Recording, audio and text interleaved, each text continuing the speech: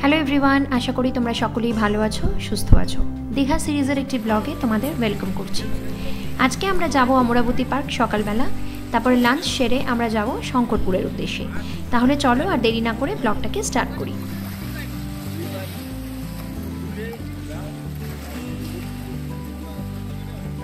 Good morning everyone, আজকে আমাদের দীঘাতে সেকেন্ড দিন। সকালবেলা উঠে ব্রেকফাস্ট করে নিলাম, এবার আমরা একটু অমরাবতী পার্কের জন্য যাচ্ছি।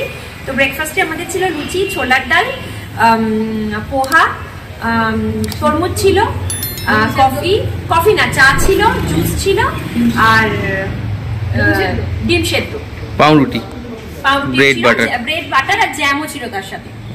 তো ব্রেকফাস্টের ভিডিও নেওয়া হয়নি, কিন্তু যাই হোক ব্রেকফাস্ট কমপ্লিট করে এখন আমরা রেডি হয়ে গেছি অমরাবতীর জন্য, অমরাবতী পার্কের জন্য যাচ্ছি।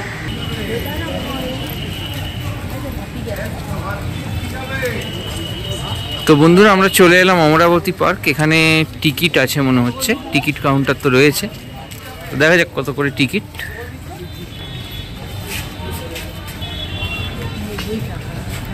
টিকিটের মূল্য 10 টাকা জনপ্রতি, মানে সেমই, আগে কালকে যেটা গেছিলাম সেমই টিকিট।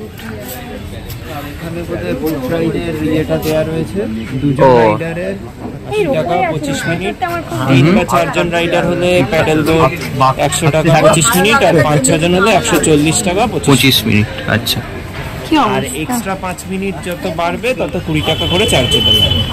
কারেক্ট। দেখা যাক কিরকম কি রেট আছে।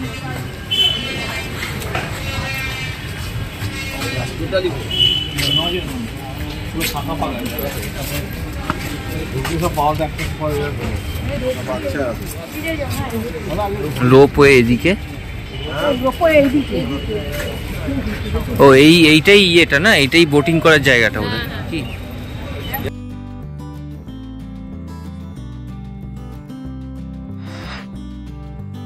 এই হচ্ছে অমরাবতী পার্কের রোপওয়ে কাউন্টার।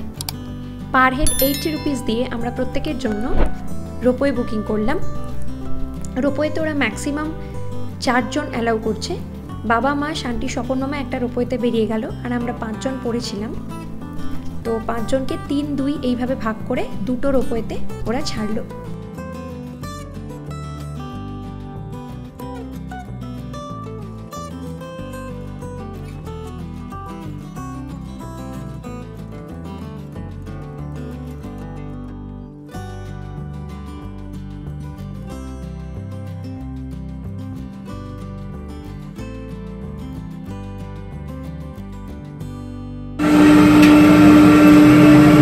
এই যে রোপওয়েগুলো ঢুকছে, দুটো ঢুকলো, মনে হচ্ছে এখানেই আমরা বোট করব।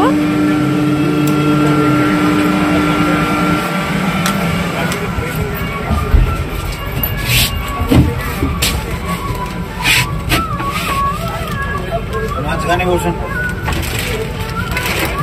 আপনি ওদিকে চলেন, আপনি মাঝখানে বসুন। Balance, wait balance. আর ওইদিকে মামুনি আর বাপি উঠেছে ওই রোপওয়েটাতে। রোপওয়ে জার্নি স্টার্ট হলো, আস্তে আস্তে এলিভেশন হচ্ছে। এই দেখো,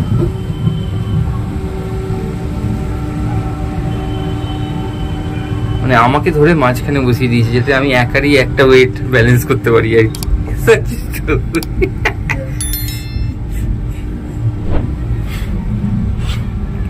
আচ্ছা, এই লেকটার ওপর, যেটার উপর দিয়ে যাচ্ছি, এই লেকটাতেই বোটিং হয়। তো এখানে ধরুন বোট গুলো দাঁড়িয়ে রয়েছে। এইটা হচ্ছে অমরাবতী লেক। অমরাবতী লেক। এই সাইডে হচ্ছে বোধহয় ফেরার লাইনটা, এটা ফেরার লাইন। বোটিংও হয় এখানে, বাট দীঘার সমুদ্রে তো স্পিড বোট এবং ওই জাতীয় বোটিং শুরু হয়েছে, তো ওইগুলোই আমরা করব, সেটাই ভাবছি। ওইখানে করাটাই বেটার। হ্যাঁ, এইগুলো তো আমরা আগেও করেছি। এটা যাচ্ছে সেটার একটা ভিডিও নাও। হ্যাঁ, কিন্তু আমরা অ্যাকচুয়ালি আমরা লেকটা পার হয়ে গেলাম।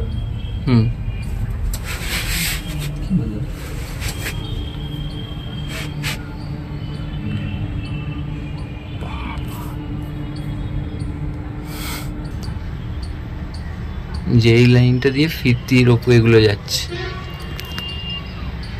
মাঝখানে থেমে গেল।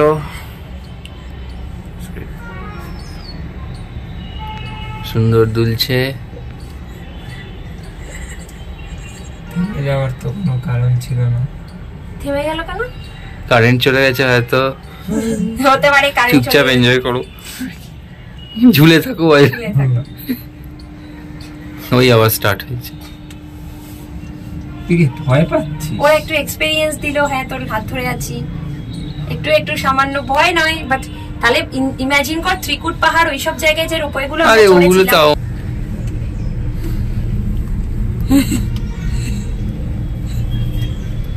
ও মানে এই নিয়ে যাচ্ছে আবার নিয়ে দিয়ে দেবে। হ্যাঁ আবার কি 80 টাকা এর থেকে আর কি ঘোরাবে আশা করছি। পুরো পার্কটাই মোটামুটি ঘুরিয়ে দিল। হ্যাঁ পুরো পার্কটাই, পার্কে যতটা এরিয়া সেই এরিয়াটা দেখা যাচ্ছে, পুরোটাই দেখা যাচ্ছে।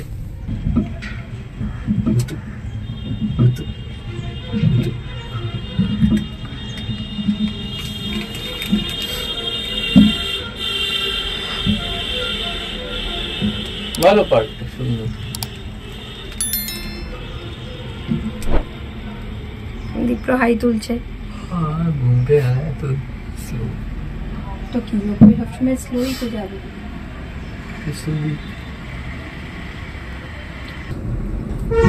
দীপ্র একটু এখান থেকে করো।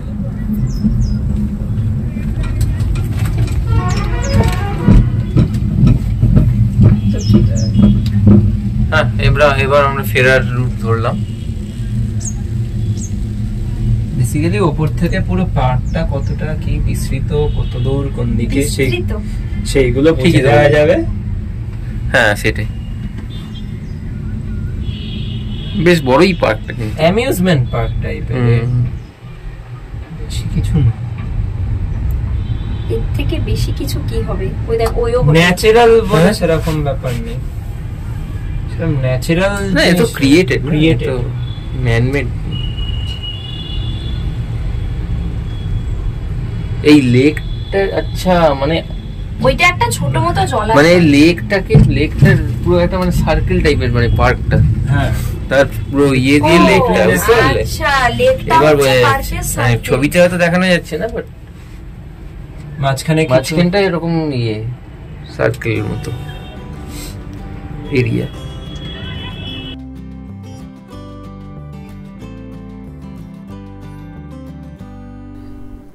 রোপওয়ে চড়া কমপ্লিট করে আমরা চলে এলাম অমরাবতী পার্কের রোজ গার্ডেনে।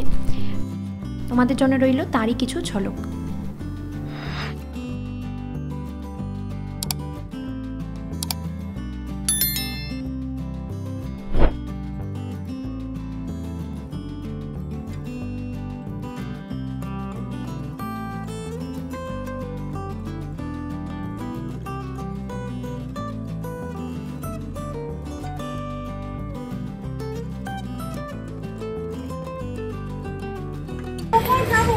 আমরা অমরাবতী পার্ক কমপ্লিট করলাম।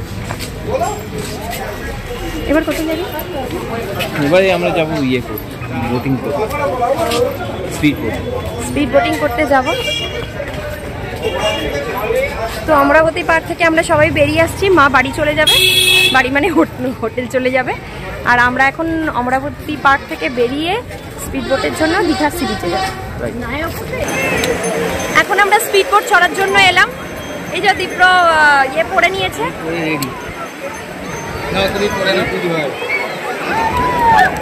আগে পড়ে না।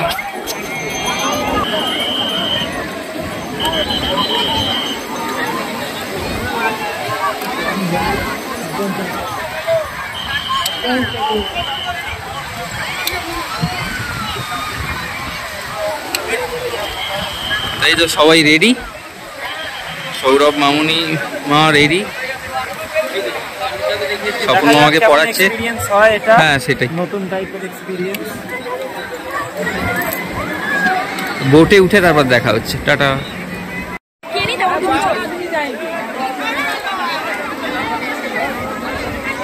ওখানে কি একটু দাঁড়াবে তো? একটু দাঁড়াবো না, সেখানে বেশি দাঁড়া যায় না, এখানে ভিড় লেগে যাবে না, তারপরে আমাদের অসুবিধা আছে। এই যে বন্ধুরা আমরা স্পিড বোট চড়া কমপ্লিট করলাম, এবার নেমে যাব।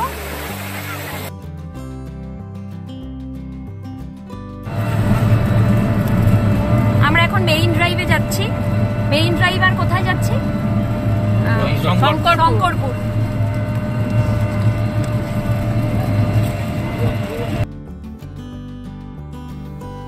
আমরা প্রথমেই চলেছি শঙ্করপুরের উদ্দেশ্যে। যাওয়ার পথে ডান দিকে এই যে জায়গাটা আমরা দেখতে পাচ্ছি, দূরে সমুদ্র, ঝাউবন, একটা ট্রলার চলছে, সেই জায়গাটা হচ্ছে মেরিন ড্রাইভ। এখানে জনসংখ্যা দীঘার তুলনায় অনেকটাই কম, তাই এখানকার পরিবেশও খুব শান্ত।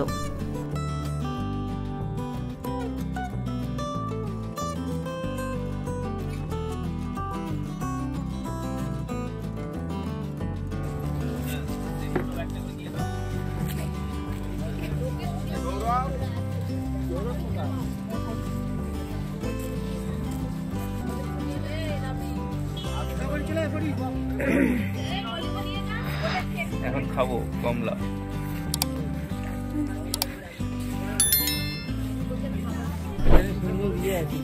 চলো বিচে নামবো। চলো।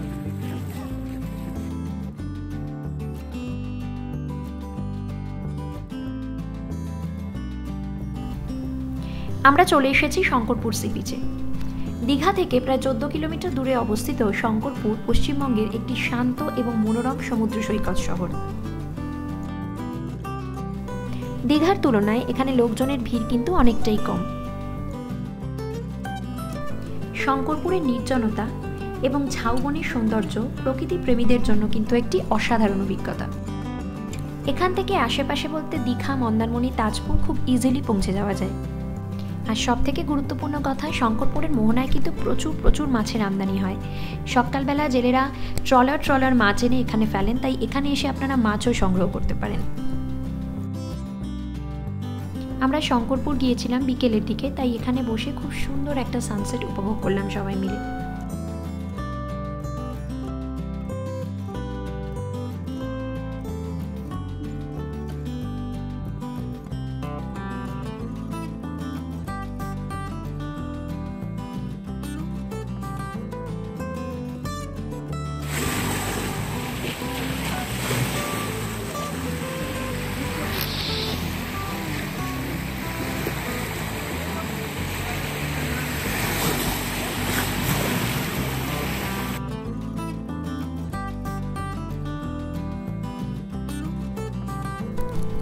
শঙ্করপুরে কিছুক্ষণ সময় কাটিয়ে আমরা চলে গেলাম নায়কালী মাতার মন্দির দেখতে।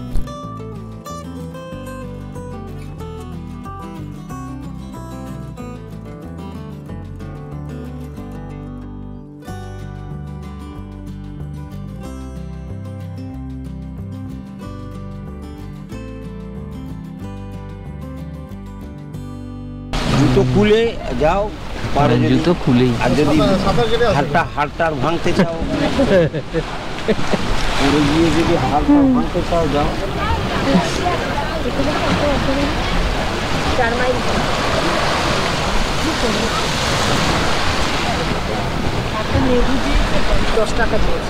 ঠিক আছে তো গুড ইভিনিং বন্ধুরা, আমরা শঙ্করপুর এসেছিলাম যেমনটা আপনাদের বললাম।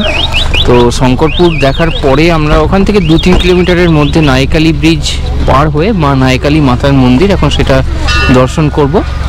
তো চলুন দেখা যাক কীরকম। মন্দিরটা তো নতুন করেছে বলে মনে হচ্ছে, তো চলুন দেখে নেওয়া যাক।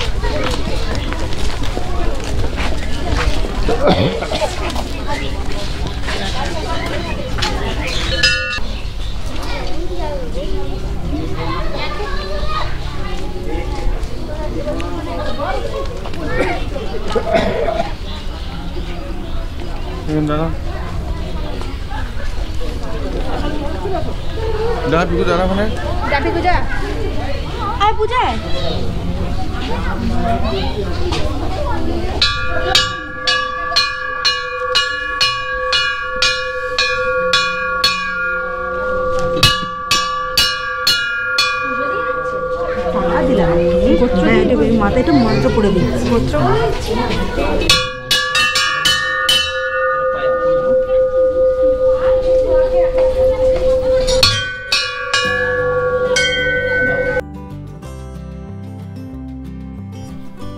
দীঘা থেকে 5 কিলোমিটার দূরত্বে অবস্থিত নায়কালী মাতার মন্দির প্রায় 300 বছরের পুরনো।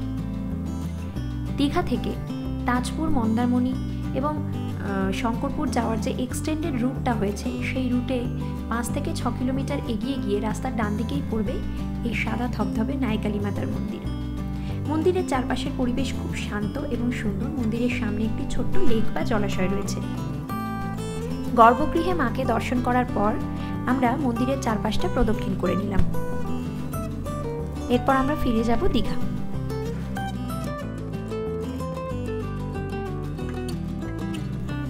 পরের দিন আমাদের কলকাতা ব্যাক করার পালা।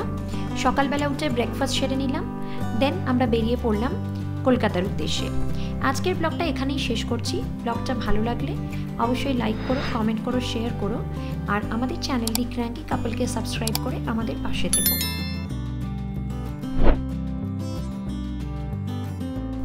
মনে একরাশ বিষণ্ণতা নিয়ে আমরা চেপে বসলাম হাওড়াগামী ট্রেনে। দীঘা সিরিজের ব্লগটা এখানেই শেষ করছি। ফিরে আসছি অন্য কোনো একটা নতুন জায়গার ব্লগ নিয়ে খুব শিগগির। তাহলে সবাই ভালো থাকবে, সুস্থ থাকবে। টাটা।